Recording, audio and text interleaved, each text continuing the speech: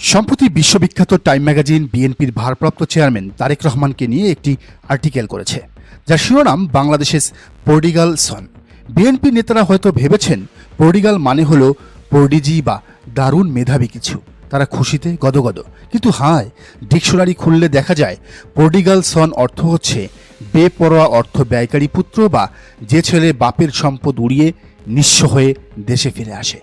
বিশ্ব মিডিয়া তাকে হিরো বানায়নি, বরং তাকে এমন এক পুত্র হিসেবে চিত্রিত করেছে যে তার দলের এবং দেশের সম্পদ নষ্ট করেছে। শুধু শিরোনাম নয়, আর্টিকেলের ভেতরে তাকে সরাসরি খাম্বা তারেক বলে সম্বোধন করা হয়েছে।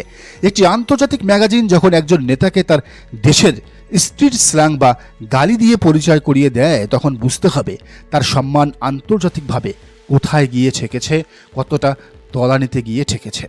তারেক রহমানকে বিদেশিরা কেন ট্রাস্ট করে না, বিশ্বাস করে না? কারণ তারা হাওয়া ভবন ভোলেনি। তারা জানে এই সেই লোক যে ক্ষমতার প্যারালাল সরকার চালিয়েছিল। মা ছিল সরকার প্রধান আর তিনি ছিলেন দেশ প্রধান। 17 বছর পর টাইম ম্যাগাজিন যখন তাকে খাম্বা বলে, তখন এটা প্রমাণিত হয় তার ব্র্যান্ডিং বদলায়নি। তিনি এখনও সেই দুর্নীতির বরপুত্র হয়ে আছেন তাদের চোখে, বিশ্ববাসীর চোখে। পর্ডিগাল সন উপাধি নিয়ে বিএনপি গর্ব করতে পারে, কারণ তারা অশিক্ষিত, কিন্তু শিক্ষিত সমাজ বিষয়টি নিয়ে হাসছে, মশকরা করছে। এদিকে খেয়াল করুন, 17 বছর বিদেশে থেকে দেশের খবর না রাখলে যা হয়। তারেক রহমান ঘোষণা দিলেন ক্ষমতায় গেলে কুমিল্লায় একটি ইপিজেড করবেন, অথচ কুমিল্লায় 2000 সাল থেকেই ইপিজেড আছে এবং সেটি দিব্যি চলছে। যে নেতা জানেন না দেশের কোথায় কি আছে, তিনি দেশ চালাবেন কিভাবে?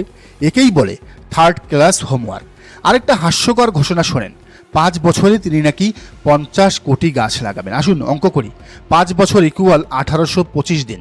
50 কোটি গাছ লাগাতে হলে প্রতিদিন প্রায় 2,74,000 গাছ লাগাতে হবে। স্পেস কোথায়, জায়গা কোথায়, জনবল কোথায়? এটা কি আলাদিনের চেরাগ নাকি গালগপ্প? মানুষ এসব শুনে হাসছে। লোকে বলছে তাকে প্রধানমন্ত্রী তো দূরের কথা, গ্রামের মেম্বার চেয়ারম্যান বানালেও কদিন পরে তার অযোগ্যতার কারণে পদত্যাগের দাবি উঠবে। আর 20,000 কিলোমিটার খাল খনন মানে পুরো বাংলাদেশকে খুঁড়ে ফেলার প্ল্যান। এগুলো ভীষণ নয়, এগুলো হ্যালুসিনেশন। নেতৃত্ব মানে সম্মান দেওয়া, কিন্তু তারেক রহমানের কাছে নেতৃত্ব মানে জমিদারি। ভাইরাল ভিডিওতে দেখা গেল ছাত্রদলের সভাপতি রাকিবুল ইসলাম রাকিবকে চেয়ারে না বসিয়ে পায়ের কাছে ফ্লোরে বা স্টেজের কোনায় বসিয়ে রাখা হয়েছে। এ কেমন অপমান!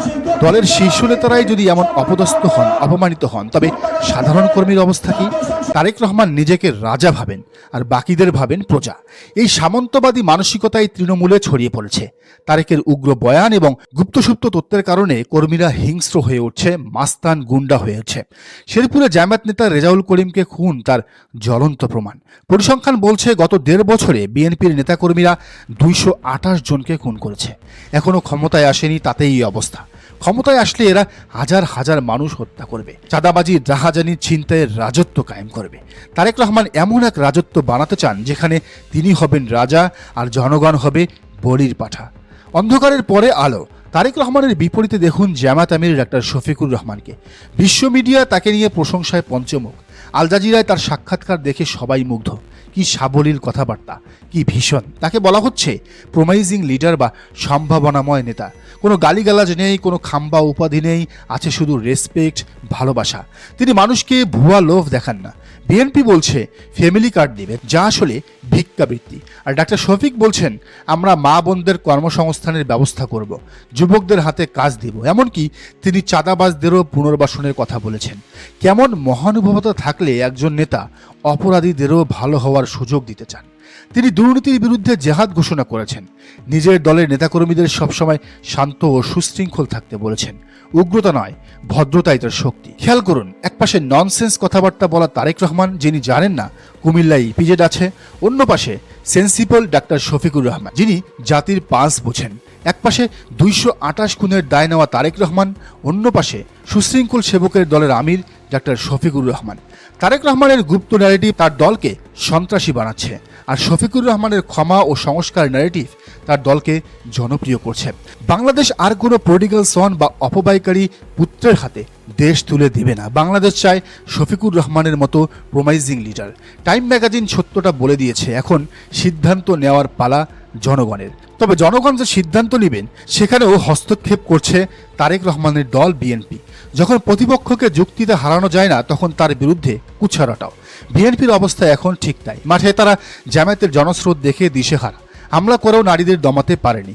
তাই এখন তারা বেছে নিয়েছে তাদের সবচেয়ে পুরনো এবং প্রিয় অস্ত্র গুজব। আর দুঃখজনকভাবে দেশের তথাকথিত মূলধারার কিছু গণমাধ্যম এই মিথ্যা প্রচারে তাদের পার্টনার হিসেবে কাজ করছে। বিএনপি অপকর্ম করছে, খুন করছে, সেগুলো মিডিয়ার চোখে পড়ছে না। কিন্তু বিএনপি যখন কোনো মিথ্যা গল্প ফাঁদে মিডিয়া সেটা যাচাই না করেই ব্রেকিং নিউজ দেয়। এ পর্বে আমরা বিএনপির এমন 3টি জঘন্য মিথ্যাচার নাটক এক্সপোজ করব যা শুনলে আপনি বুঝতে পারবেন এই দলটির রাজনীতি কতটা নিচু স্তরে নেমে গেছে। গতকাল সোশ্যাল মিডিয়ায় তোলপাড়। মেহেরপুর জেলা বিএনপির সাংগঠনিক সম্পাদক রোমানা আহমেদ এবং মহিলা দল নেত্রী সাবিহা সুলতানা আহত। বিএনপির পেজগুলো চিৎকার করে প্রচার করলো জামাতি সন্ত্রাসীরা অতর্কিত হামলা চালিয়েছে। মানুষ ধিক্কার দেওয়া শুরু করলো। কিন্তু সত্যটা কি? সত্যটা হলো এটা কোনো হামলাই ছিল না। নির্বাচনী প্রচারণা শেষে ফেরার পথে তারা সড়ক দুর্ঘটনার শিকার হয়েছিলেন এবং কুকুরের কামড় খেয়েছিলেন। স্বয়ং বিএনপি নেত্রী রোমানা আহমেদ ফেসবুকে পোস্ট দিয়ে বিষয়টি নিশ্চিত করেছেন। তিনি বলেছেন, না, জামাত আমাদের উপর হামলা করেনি। চিন্তা করুন, নিজেদের নেত্রীর অ্যাক্সিডেন্টকেও, কুত্তার কামড়কেও তারা রাজনৈতিক পণ্য বানিয়ে ফেলল। জামাতকে ভিলেন বানাতে গিয়ে তারা নিজেদের নেত্রীর কষ্টের সাথেও মিথ্যাচার করল। কতটা নির্লজ্জ হলে এটা সম্ভব? শেরপুরের ঘটনা তো অস্কার পাওয়ার যোগ্য। জামাত নেতা রেজাউল করিমকে মারার পর নিজেদের দোষ ঢাকতে বিএনপি প্রচার চালালো জামাত আমাদের কর্মী সাইফুলকে খুন করেছে। কান্নাকাটি আহাজারি। কিন্তু কিছুক্ষণ পরেই সেই মৃত সাইফুল ফেসবুকে লাইভে এসে বলল, ভাই আমি তো বাইচা আছি। এর চেয়ে বড় কমেডি আর কি হতে পারে? মৃত মানুষ লাইভে চলে আসছে। বিএনপি মিথ্যাচার এখন কমেডি শোকেও হার মানাচ্ছে। কে বা কারা গজব ছড়াইছে যে আমি মারা গেছি? আলহামদুলিল্লাহ আমি বেঁচে আছি, আমি মারা যাইনি। টাঙ্গাইলে তারা অভিযোগ করল জামায়াতের এমপি প্রার্থী টাকা দিয়ে ভোট কিনছে। ভিডিও ভাইরাল করলো। কিন্তু ইনভেস্টিগেশনে দেখা গেল ভিডিওতে যে টাকা দিচ্ছে সে আসলে স্থানীয় ছাত্রদল নেতা। মানে নিজেদের লোক দিয়ে টাকা বিলি করিয়ে নাম দিল জামাতের। একেই বলে চোর পালায় বুদ্ধি বাড়ে। কিন্তু বিএনপির বুদ্ধি যে হাঁটুতে সেটা আবার প্রমাণ হলো। আপনারা হয়তো ভাবছেন এত বড় একটা দল কেন এমন চাইল্ডিশ বা শিশুসুলভ মিথ্যাচার করে? উত্তরটা খুবই সোজা, মাথা যেমন লেজও তেমন। বিএনপির শীর্ষ নেতা তারেক রহমানের শিক্ষাগত যোগ্যতা নিয়ে জনমনে প্রশ্ন আছে। প্রশ্ন থাকার সুযোগ নেই, কারণ এটা হলফ নামে উল্লেখ আছে যে তিনি ইন্টার পাস। একজন অশিক্ষিত বা অর্ধশিক্ষিত নেতা যখন দল চালায়, যখন দলের হাল ধরে, তখন সেই দলের স্ট্র্যাটেজি হয় গুজব, মিথ্যা আর নাটক। ওনার কথাবার্তা, বডি ল্যাঙ্গুয়েজ এবং সিদ্ধান্তগুলো দেখলেই বোঝা যায় এটা কোনো শিক্ষিত বা ভিশনারি নেতার কাজ নয়। এটা হলো রাস্তার মোড়ের ছাপড়ি পলিটিক্স। যেহেতু তাদের কাছে কোনো ডেভেলপমেন্ট প্ল্যান নেই, কোনো ভিশন নেই, তাই তারা বসে বসে স্ক্রিপ্ট লেখে কেমনে অ্যাক্সিডেন্টকে হামলা আর জীবিতকে মৃত বানানো যায়। নির্বাচন যত ঘনিয়ে আসবে এই নাটকবাজি, বিএনপির এই গুজববাজি তত বাড়বে। জামাতকে এখন ডিফেন্সিভ হলে চলবে না। তাদের উচিত এখনই শক্তিশালী মিডিয়া নেটওয়ার্ক এবং ফ্যাক্ট চেকার টিম নিয়োগ দেওয়া। বিএনপি একটা গুজব ছড়াবে, 10 মিনিটের মধ্যে জামাতকে সেটার প্রমাণসহ জবাব দিতে হবে। মেইন স্ট্রিম মিডিয়ার উপর ভরসা করে থাকলেও হবে না জামাত, কারণ তারা এখন বিকৃত মাল।